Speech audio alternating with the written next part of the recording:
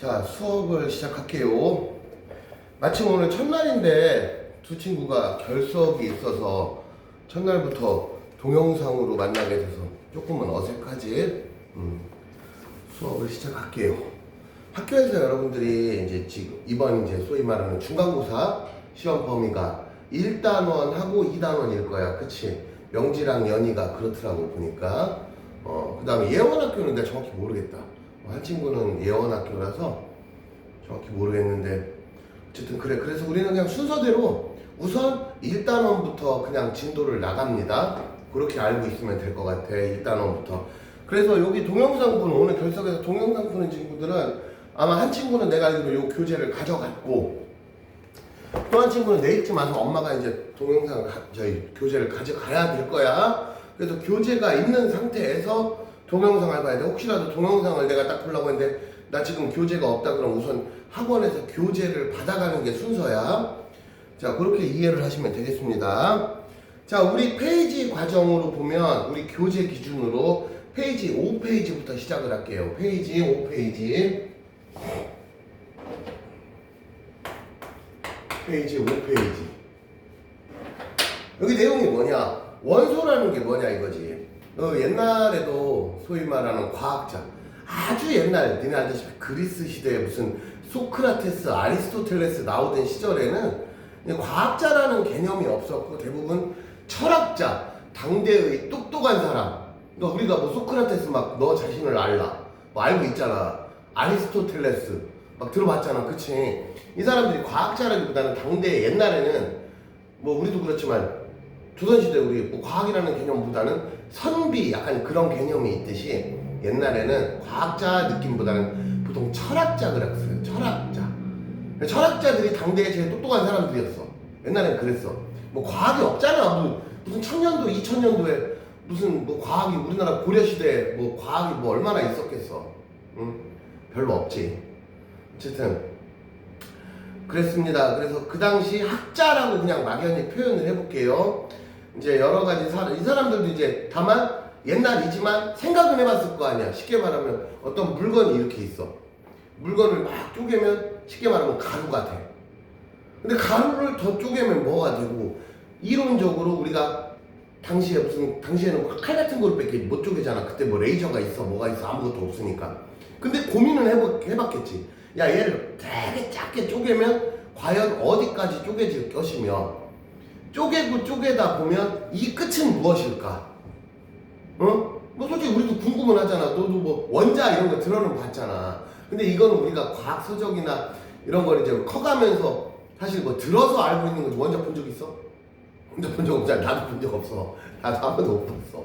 선생님 너보다 훨씬 나이를 많이 먹었는데도 나도 한 번도 못 봤어. 그러니까 우리가 배워서 알고 있는 거지 이제 사실 뭐 눈으로 본 적은 없어. 마찬가지로 옛날 과학자들도 그 당시 과학은 없었지만 궁금하긴 했겠지. 그래서 고대 학자들이 주장을 한 거야. 근데 사실 옛날에 주장한 건 되게 웃긴 게 근거가 없어. 요즘 세상에는 여러분들도 알다시피 내가 뭔가 주장을 하려면 근거가 있어야 되잖아. 그치? 쉽게 말하면 증거가 없으면 아무도 안 믿지. 야, 너 내가 BTS 정국이랑 서로 카톡하는 사이다 그럼 너 믿어 안 믿어? 솔직히 안 믿을 거잖아. 그치? 근데 내가 좀 이따가 야 잠깐 기다려봐 하고 쉬는 시간에 정국이랑 카톡하고 내가 통화하면서 야 영상통화 한번 보여주고 하면 너 깜짝 놀랄 거 아니야. 예를 들면 그렇게 증거가 있어야 된다는 거지. 근데 옛날 과학자들은 증거는 없었어. 그냥 막연히 이렇지 않을까?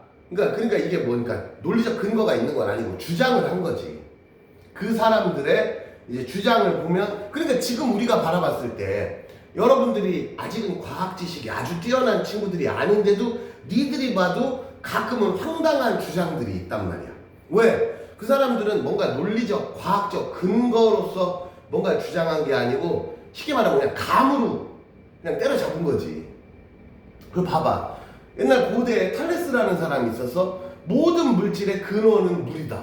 한마디로 이 말이 뭔 소리냐? 모든 물질은 물로 만들어졌다. 물에서 시작됐다. 지금 우리가 생각해보면 한마디로 야 책상도 물로 만들어졌대. 네가 생각해도 웃기잖아. 그치? 근데 그렇다고 이 사람들 비난해서는 안 된다. 왜? 그 당시엔 그래도 이 사람들이 똑똑했던 사람들이야. 무슨 말이냐? 다른 사람들은 그냥 이런 고민조차 안 해봤다는 거지. 그러니까 우리가 시대가 흘러서 그 옛날 사람들보다는 우리가 많이 배웠잖아. 우린 태어나면서부터 이미 많이 배우고 많은 걸 보면서 자라온 세대잖아. 이 옛날 사람보다는. 그러니까 이런 거 히스토리 옛날 과학자들 얘기 나올 때 설사 이 사람들이 틀린 주장을 했더라도 막연히 무시해서는 안 되는 거야. 왜? 그 당시엔 그럴 수밖에 없었다는 거지. 예를 들면 가장 대표적인 것 중에 하나가 여러분들이 과학을 배울 때 여러분도 알다시피 코페르니쿠스라는 사람이 최초로 지동설을 주장을 했어. 지동설이 뭐냐? 태양이 중심에 있고 그 주위를 지구가 돌고 지구뿐 아니라 행성들이 돌고 있다. 지금은 그게 팩트잖아. 그치? 근데 코페르니쿠스 이전에는 대부분의 사람들은 천동설, 지구가 세상의 중심이고 태양도 지구 주위를 돌고 달도 지구 주위를 돌고 이 지구가 이 우주의 중심이다라고 믿었던 시절이 있었어. 왜? 눈에 그렇게 보이는데 뭐 우리 눈에 보면 태양이 맨날 떴다가 사라지고 달도 맨날 떴다가 사라져. 그럼 내 눈에는 누가 중심이야? 내가 중심인 거지. 그래서 옛날 사람들이 천동설을 주장했다 하더라도 그 사람들이 바보였구나. 여러분들은 그렇게 생각을 하면 안 된다 이거야. 그 당시엔 그럴 수밖에 없었다는 거지. 그러니까 천동설을 주장한 사람들이 바보야가 아니고 그 사람들은 그냥 노말했던 평범했던 사람들이야. 어떻게 보면 엄청 똑똑했다고 보기는 좀 어렵지 그래도. 그런데 어느 날 누가 새로운 이론을 주장해. 근데 새로운 이론을 주장하다 보면 그 이론이 새로운 게 나왔다고 해도 우리가 지금 배울 때는 최종적으로 옳게 선택된 주장만을 배우니까 우리는 성공한 사람들만 배운단 말이야. 우리가 교과서에 나오는 사람들은 대부분 뭔가 해낸 사람들을 배우지 실패한 사람들을 배우진 않잖아. 여러분들이 위인전이라고 해서 어렸을 때부터 읽어온 사람들은 다 성공한 사람들이지 하다가 실패한 위인전 너 읽어봤어 안 읽어봤어? 안 읽어봐. 대부분 뭔가 이루어내잖아.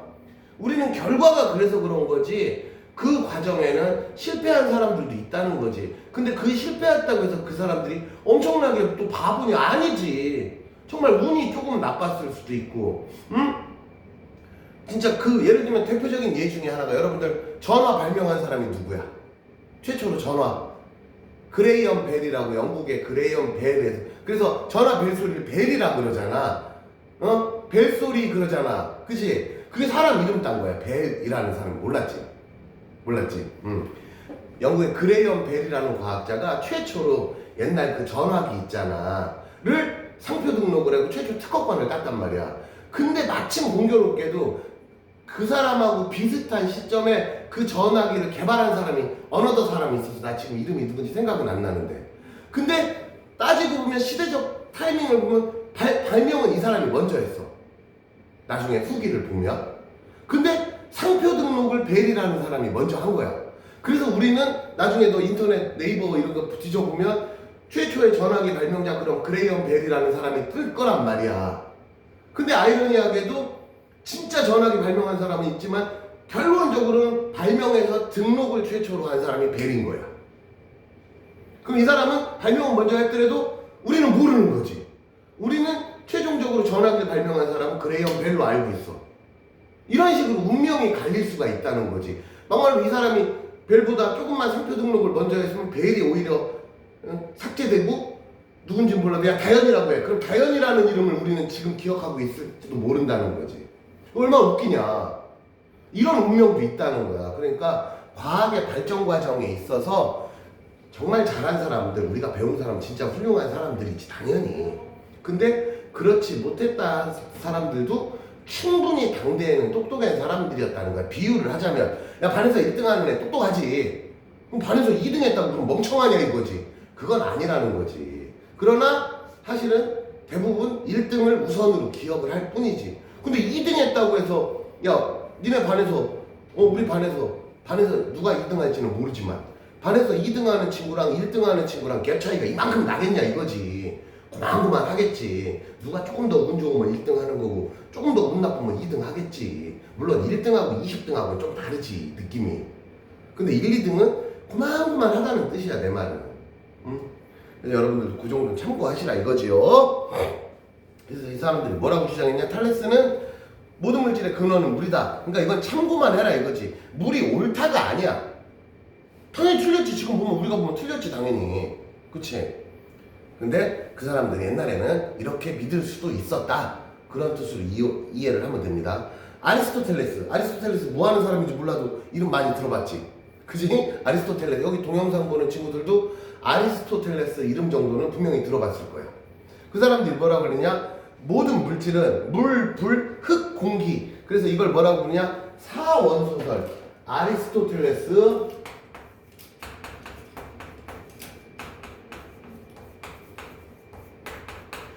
주장한 예를 사원소설이라고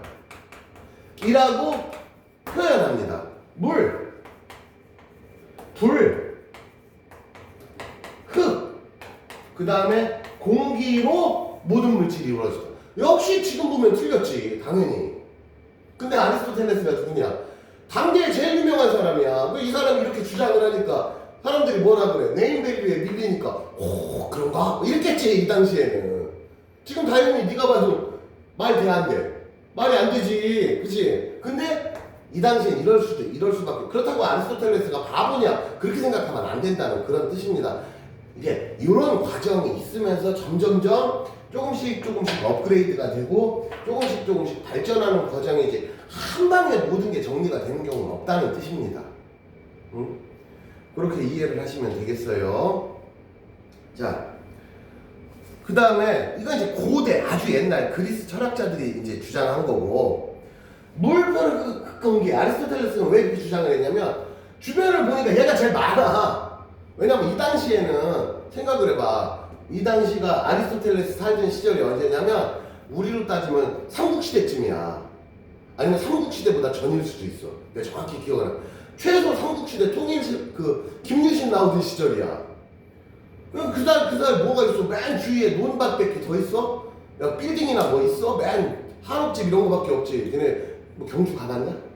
혹시? 경주 막 TV 같은 데서 보면 뭐 옛날 문화재 해가지고 한옥집 그런 거밖에 없어서 맨 초가집밖에 없었을 거 아니야.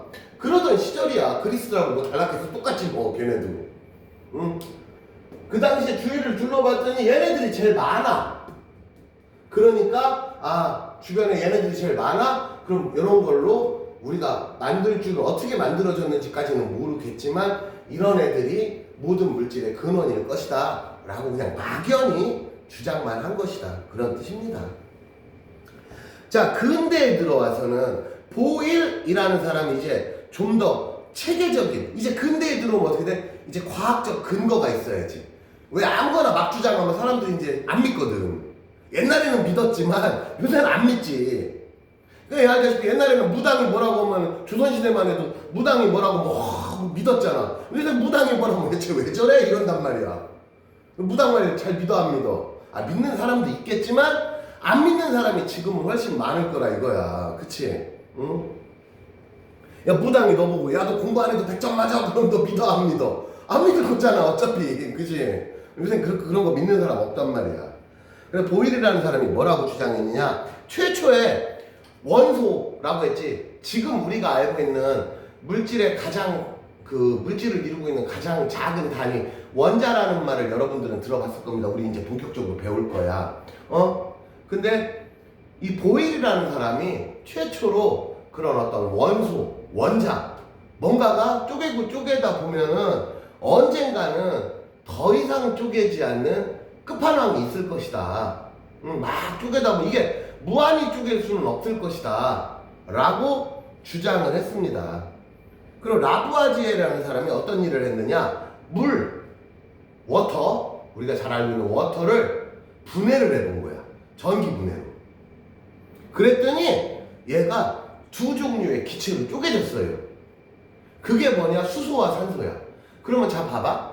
물이 또 더 작은 애로 쪼개졌어.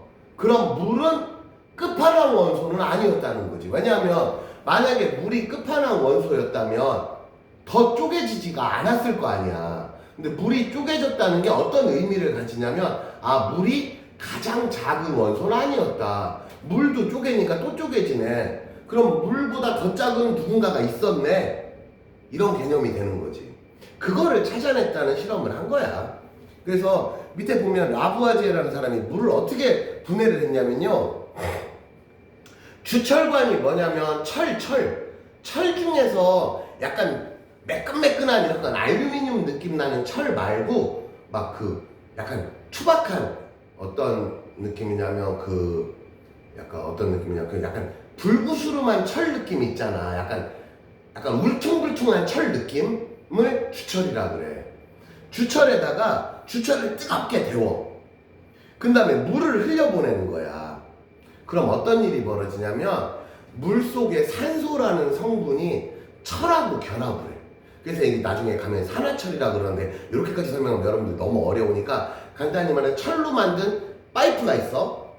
얘를 겁나 뜨겁게 만들어. 그 다음에 여기다가 끓인 물을 이렇게 물을 통과시켜. 그러면 이게 주철이 너무 뜨거우니까 여기서 물이 빡 끓을 거 아니야.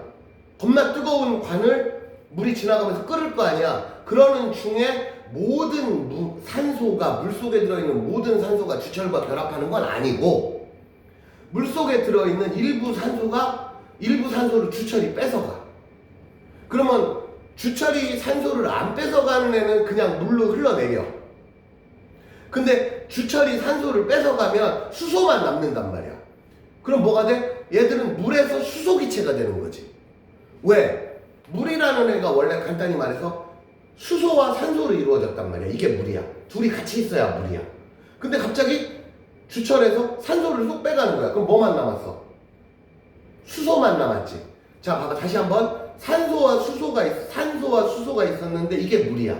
둘이 같이 있어야 물이야. 근데 얘를 뺏어간 거야. 수소만 남은 거야. 그래서 수소 기체가 된 거야. 우리 여러분들이 아는 수소 기체. 그러니까 그러면 수소 기체가 처음에 기체니까 수증기 상태일 거 아니야. 그 제일 오른쪽에 보면 냉각수라고 써있지. 냉각수가 뭐야? 차가운 물. 기체가 차가운 물을 만나면 어떻게 돼? 다시 물방울 뽕뽕뽕. 여러분들 그 집에서 샤워하면 수증기 쫙 해지만 천장에 가끔씩 물방울 같은 거 맺히는 거 있잖아. 습기가 너무 많으면 물방울 맺히잖아. 그래서 어느 순간 똑 떨어지지. 그렇게 만드는 거야. 그렇게 해서 그 수소 기체들을 모아봤더니 얘가 수소인 거야. 처음에는 이제 수소인지 몰랐지. 그래서 얘를 연구를 해봤더니 아 얘가 수소구나. 그러면은 아 물이 수소로 이루어졌구나. 그 다음에 주철은 산소랑 결합하는 성향이 있어. 그러니까 보면 또 주철을 봤더니 주철도 조금 변신돼 있어. 얘 왜 뭐야? 산소 붙었네. 그렇게 해서 아 물이 수소와 산소로 이루어졌구나. 즉 물도 쪼개지는구나. 물이 끝판왕 원소가 아니었구나를 이제 알 수 있었다. 그런 뜻입니다. 지금은 이제 라부아지에는 좀 약간 저렇게 좀 약간 과격해 보이는 실험을 했고 보시다시피 그 밑에 보면 지금은 과학이 더 발달해서 물의 전기분해 실험이라고 해서 물에다가 스파크를 주고 얘네들을 이제 전기적 성질을 이용해서 나누는 거야. 그러면 조금 더 간편하게 물이 산소와 수소로 분해가 되는 걸 과학기술이 발달되면 확인할 수 있다. 그런 뜻입니다. 자, 그 다음에 여러분들 나중에 시험에 나오거나 꼭 시험이 아니더라도 나중에 배울 때 자주 등장하는 기체가 산소가 있고 수소가 있는데 얘네들은 다 무생무치야. 자, 우리 공기 중에 여기 산소 들어있을 거 아니야. 근데 눈에 안 보인단 말이야. 수소도 마찬가지야. 눈에 안 보여. 근데 어떤 기체들이 모였을 때 얘가 기체의 종류가 무엇일까 하는 실험을 할 때 가장 대표적으로 등장하는 게 산소는 가장 큰 특징이 뭐냐? 불을 피워. 그러니까 쉽게 말하면 산소가 없으면 불이 안 타. 진공에서는 불이 안 타요. 그래서 여러분들 그 꺼져가는 불씨 같은 거 뭐 불어주거나 막 부채질 해주고 이런 장면 있잖아. 그게 뭐냐면 산소를 공급해 주는 거야. 그러니까 산소를 주는 거지 막연히 공기를 주는 건 아니고 정확히는 산소를 줘야 돼. 왜냐면 공기 중에 이미 많은 산소가 들어있으니까 내가 후 하고 불면 사실은 산소와 질소가 같이 가는 거지만 결론은 산소를 밀어주는 거야. 무슨 말이냐? 산소가 아무것도 없는데 백날 후 불어봐야 아무 소용이 없다는 거지. 그래서 산소의 특징이 뭐냐? 꺼져가는 불씨를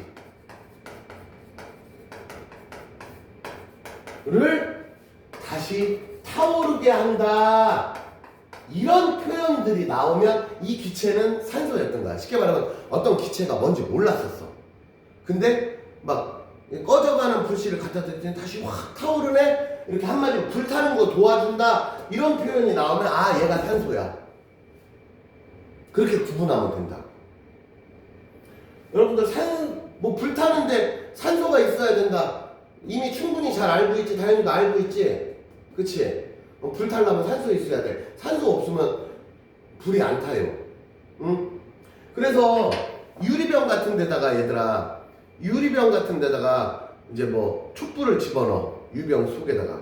그러면 유리병 뚜껑 열어놓으면 촛불이 잘 탈 거 아니야. 근데 유리병 뚜껑을 딱 닫아놔.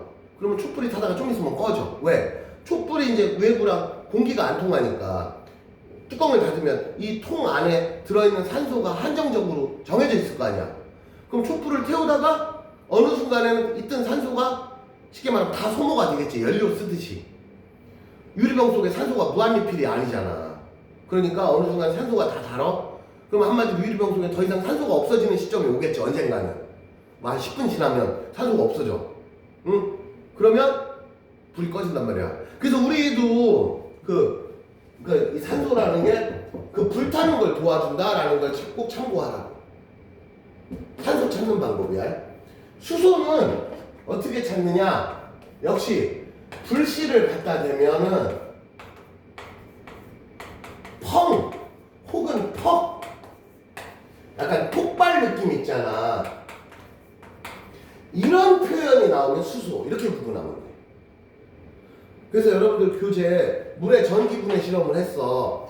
그러면 기체 두 개가 양쪽으로 모였어. 그 얘네들이 뭔지 모르잖아. 그걸 찾는 방법이야. 그게 뭐라고 돼 있어? 결과 플러스 극에 연결된 마개를 열어 불씨만 나는 향불이 되어본다. 향불이 다시 타오른다. 이런 말 나오면 누구라고? 향불이 다시 부드럽게 타오른다. 산소. 그럼 밑에 보면 마이너스 극에 연결된 마개를 열어 성냥불에 되어본다. 펑! 퍽! 그러면 누구? 너 수소폭탄이라는 말 들어봤어? 안 들어봤어? 수소폭탄 안 들어봤어? 수소가 되게 위험한 그거야. 야, 놀이공원 가면 풍선 있잖아. 거기 들어있는 기체가 뭐야? 헬륨 풍선이야. 헬륨. 그 헬륨 이렇게 마시면 메메메메 이렇게 목소리 그거 알지? 그게 헬륨. 여기 동영상 보는 친구들 여러분들 놀이공원 가면 풍선 샀는데 실수로 놓치면 날아가잖아. 그 속에 들어있는 게 헬륨이야. 헬륨. 응? 근데 헬륨이 왜 그러냐? 되게 가벼우니까 올라가는 거야. 헬륨도 기체의 종류인데 우리 공기 중에는 뭐가 제일 많아? 질소가 제일 많아. 그 다음에 산소가 있어. 그러니까 우리 공기의 대부분은, 우리 교실에 있는 공기 대부분은 질소, 산소야. 근데 헬륨이라는 애가 질소, 산소보다 가벼운 거야. 그러니까 떠오르는 거야. 만약에 헬륨이 질소, 산소보다 무거워봐라. 풍선 놓치면 어떻게 돼? 가라앉겠지 당연히. 근데 놓쳤는데 떠오르는 거 보니까 얘가 공기 중에 평균 공기보다 얘가 무거운 거지. 아니 가벼운 거지. 근데 수소가 더 가벼워. 헬륨보다. 그러면 수소 풍선으로 하면 이것도 떠오를 거 아닙니까? 근데 문제는 수소는 위험해. 수소는 조금만 건드리면 퍽이야. 그래서 예를 들면 수소 이만큼 있는데 불씨 붙이자면 폭탄 된다니까. 그래서 수소는 사람들이 함부로 만질수록 법으로 금지돼 있어요. 왜? 폭탄 효과가 있기 때문에. 근데 구분하면 돼. 이게 부드럽게 타오르면 산소, 펑퍽 꼭 이런 말이 나오면 수소, 이렇게 구분하면 돼. 수소는 위험한 거야. 그래서 거기 보면 꼭 수소가 등장하면 꼭 펑, 퍽 이런 말이 꼭 등장을 합니다. 부드럽게 타오르면 산소. 구분할 수 있겠지? 확실히 구분이 되잖아 이제. 그렇게 이해를 하시면 됩니다. 그래서 여기까지 했고요. 다음 페이지 6페이지로 넘어가 볼게요. 자, 6페이지 또 여기 동영상 보는 친구들도 6페이지 한 번만 또 간단히 읽어봅시다.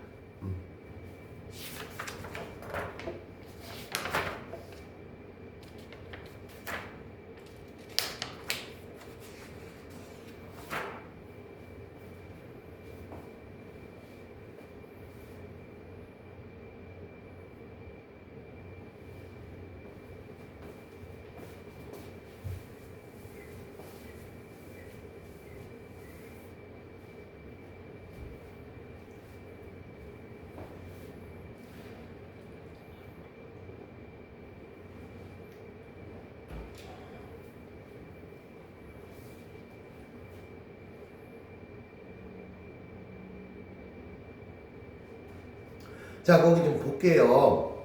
그러니까 모든 물질은 원소로 이루어져 있어. 원소라는 거는 그러니까 한 가지로만 이루어진 그걸 원소라고 불러요. 아까도 얘기했지만 물은 원소가 아니야. 왜? 물은 뭐랑 뭘로 이루어졌었어 아까? 산소랑 수소. 산소랑 수소로 이루어져 있었잖아. 그래서 쪼갰잖아. 그러니까 물이 원소였다면 쪼개지지가 않았어야 돼. 근데 물은 쪼개졌잖아. 그러니까 물은 원소가 아니었던 거야. 물은 수소와 산소로 이루어졌던 거지. 그러면 물을 이루고 있던 수소와 산소는 원소가 되는 거지. 걔들은 더 안 쪼개지더라 이거야. 그런 것처럼 지각이라는 게 뭐냐면 우리가 잘 알고 있는 지구 땅덩어리 표면 요 각자가 뭐냐면 껍질할 때 각이야. 야 우리 피부 각질 이런 말 하잖아. 그 각이야. 피부 껍데기. 그러니까 지각이라면 한마디로 지구 껍데기. 그러니까 우리가 잘 알고 있는 우리가 맨날 저기 돌아다니면서 밟는 흙 있지? 그걸 지각이라고 불러요. 우리가 흔히 밟고 다니는 지구 표면의 흙, 돌멩이 뭐 이런 것들 있지? 그걸 지각이라고 부르는 거야. 그 지각을 이루는 대다수의 원소가 산소, 규소입니다. 이거 고등학교 들어가면 여러분들이 좀 더 자세히 배우게 되는데 쉽게 말하면 우리 주변에서 흔히 보는 흙 혹은 암석 있지? 얘네들의 주된 성분이 산소, 규소야. 참고해서 알아둬. 여러분들이 잘 알고 있는 돌멩이들 있잖아. 저 길거리 나가면 자갈, 돌멩이 많잖아. 그게 주된 성분이 흙. 그러니까 저 아스팔트 말고, 아스팔트나 콘크리트 말고 그 내추럴한 자연스러운 흙 있지요. 아니면 산에 가면 여러분들이 밟고 다니는 흙. 그게 주된 성분이 산소, 규소가 제일 많습니다. 한마디로 대부분의 암석들은 산소와 규소로 이루어져 있다 생각하면 됩니다. 그 다음에 바닷물로 가보면 여기서 바닷물이라는 걸 얘기하는 건 아니고 저기 바닷물 속에 있는 염분이라고 하는 거예요. 바닷물은 H2O, 물이고 물. 여기서 말하는 건 물 말고 바닷물 속에 들어있는 걸 뭐라고 해? 염분이라는 말 들어봤지? 그래서 바닷물 증발시키면 소금 남잖아. 근데 바닷물에 소금만 들어있는 건 아니고 이것저것 섞여 있어. 그러면 염전에서 바닷물 증발시켜서 소금 만드는 건 그러면 이 가루들이 남을 거 아니야? 그걸 바로 우리가 먹는 게 아니고 조금 정제를 해. 왜? 불순물을 한 번 더 빼줘야 돼. 그래서 우리가 최종적으로 먹을 때는 굵은 소금 알지? 그게 대부분 맛소금 말고 굵은 소금 이렇게 좀 굵직굵직한 거 있잖아. 엄마 요리할 때 막 어떨 때 굵은 소금도 넣고 어떨 집에 맛소금도 있고 하잖아. 그 굵은 소금들이 대부분 염전에서 만들어진 소금들인데 바닷물을 쫙 증발시키면 소금만 남는 게 아니고 다른 애들도 섞여 있다고. 그래서 그걸 걸러낸 게 소금이야. 그래서 바닷물 속에 들어있는 염분은 염소, 나트륨 이런 애들이 많이 들어있다. 특히 저 나트륨이 우리가 잘 알고 있는 약간 짠맛 내는 그런 이제 거지. 그래서 나트륨 너무 많이 먹으면 건강에 안 좋다 이런 거 여러분들 들어봤을 거야. 너 엄마가 소금 많이 먹는 거 별로 안 좋아하잖아. 그치? 너무 짜게 먹지 말라 그러잖아. 그 다음에 공기. 야 이건 꼭 외워둬. 이건 진짜 여러분들 대학교 들어갈 때 맨날 등장해. 공기는 질소와 산소야. 그래서 보다시피 질소가 78%, 뭐 어떤 땐 79%라고도 합니다. 거의 대부분이 질소야. 그 다음에 산소. 야 그럼 봐봐. 다현아, 질소랑 산소 합치면 몇 프로야? 둘이 합치면 99%. 그치? 그러니까 한마디로 이 공기 중에 다른 애들 우리가 이산화탄소 이런 거 들어봤지? 이산화탄소, 수소 뭐 이거 들어봤잖아. 걔들 다 합쳐도 1%도 안 된다는 거야.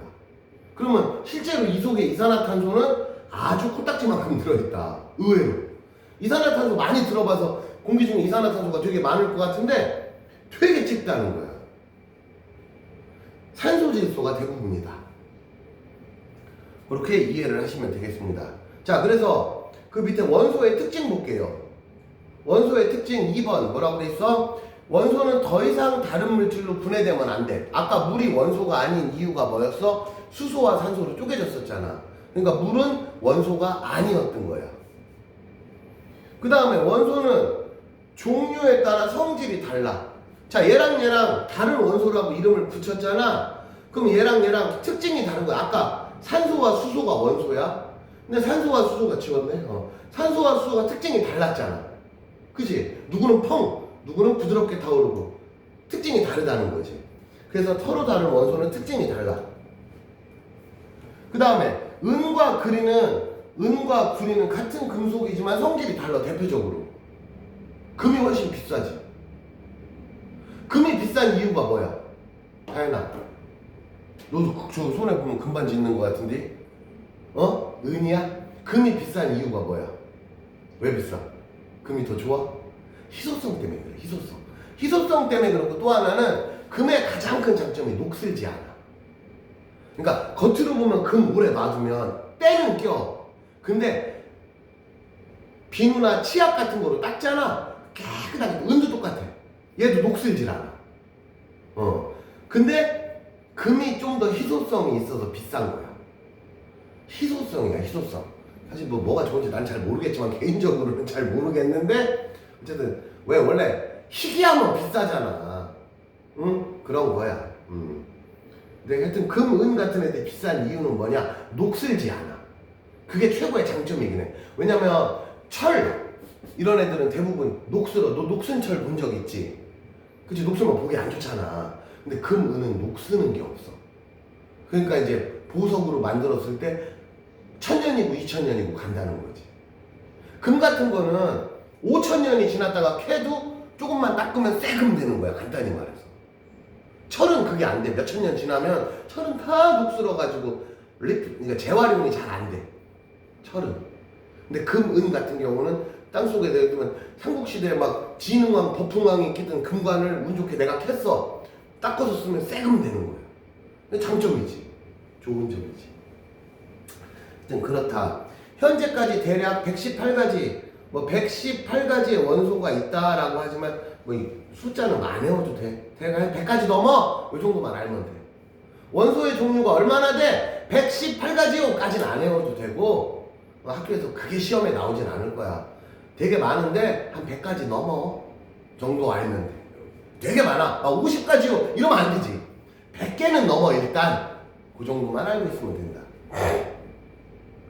그래서 철, 구리, 금, 탄소 요런 애들을 거기 보면 막 알루미늄, 황, 수소 이런 애들 원소고, 이 100가지가 넘는 원소 중에 90여 가지는 내추럴하게 이 우주가 만들어질 때, 이 지구가 만들어질 때 인간이 만든 게 아니고 내추럴하게 만들어진 원소들이야. 그 다음에 어떤 원소들은 과학자들이 개발을 한 거야. 어떤 원소들은. 그런 것들도 있다. 그래서 우리 주위에 있는 모든 물질은 무조건 원소로 이루어져 있지. 원소로 이루어져 있지 않을 수가 없지. 모든 물질은 뭔가로 이루어져 있으니까. 그 뭔가를 이루는 근본적인 물질을 우리가 원소라고 이름을 붙이자 라고 정의한 거야. 그래서 원소에는 그러니까 물질에는 한 가지 원소로 이루어진 물질도 있고 2가지 이상의 물질이 있다. 예를 들면 공기 중에서도 산소를 예를 들어볼게요. 우리가 숨 쉬는 산소. 우리가 숨 쉬는 산소는 분자식으로 쓰면 이렇게 O2. 이 O가 산소야. 그러면 산소는 말 그대로 산소라는 원소로만 이루어진 물질이야. 산소 기체는. 근데 아까 물 배웠잖아. 물이 뭘로 이루어졌다고? 수소산소. 그래서 물의 분자식이 어떻게 되냐면 H2O야. 이게 물이야. 분자식으로. 그럼 H가 뭐야? 여기 산소라 그랬잖아. 그치, 여기 수소지. 얘 뭐야? 산소. 그래서 이걸 쪼개면 수소와 산소로 쪼개진다. 그런 뜻입니다. 그러면 물은 몇 가지 원소로 이루어진 애야? 그렇지. 그럼 산소는 몇 가지 원소로 이루어진 애야? 한 가지. 너가 입고 있는 이 옷감 있잖아. 이런 애는 대부분 여러 가지 원소로 이루어졌지. 합성섬유라고 그러잖아. 우리가 보통 그래서. 합성섬유. 우리가 입는 옷, 저 청바지, 옷, 이런 대부분 애들은 이것저것 짬뽕 많이 해가지고 만든 원소들이지. 자, 그래서 원소는 중에 주로 철 같은 애들은 튼튼하니까 건물 짓고 막 이런 데 많이 쓰여. 왜? 철의 장점 튼튼하다 이거지. 건물 지을 때면 얘들아, 여러분들 아시면 철근, 처음에 니네 아파트 짓는 거 처음에 막 뼈대 세울 때 본 적 있지? 그럼 막 철근 막 서 있는 거 본 적 있어 없어? 있잖아. 그러고서 철근 위에다가 콘크리트 씌우잖아. 그러면 기둥 되잖아. 이런 기둥, 저 이 건물 저런 거 막 기둥 다 잘라보면 저 속에 철근 들어있단 말이야. 그 다음에 헬륨은 아까 말했지만 우리 헬륨 풍선이기도 하고 비행선의 충전기체, 약간 기구 같은 느낌인 거지. 저 비행선은. 저 뭐냐? 가벼우니까 떠오르잖아. 헬륨의 특징은 가볍다가 일단 제일 큰 특징이야. 그 다음에 구리는 원래 우리가 알고 있는 금속 있잖아. 금속. 우리가 금속의 종류가 뭐가 있어? 철, 무슨 알루미늄, 철, 알루미늄, 금, 은도 금속이야 따지면. 철, 알루미늄, 뭐 기타 등등 여러 가지 금속이 있는데 그 중에서 구리가 전류 제일 잘 통해. 그래서 여러분들 알다시피 전선은 다 구리선 쓰는 거 알지? 그 다음에 뭐 산소, 금, 수소, 규소, 질소 이런 특징들이 있다. 자, 오른쪽에 얘들아 거기 6페이지에 보면 오른쪽에 여기 보면 여기 파워업이라고 써 있는 거 있죠? 여기 한 번만 좀 읽어봅시다. 그 쬐끄만 글씨라서 아까 여러분들 읽으라고 했을 때 잘 안 읽었을 것 같아서 한 번만 읽어보라고. 다 외우라는 뜻은 아니야. 한 번쯤은 읽어볼 필요가 있다는 뜻입니다.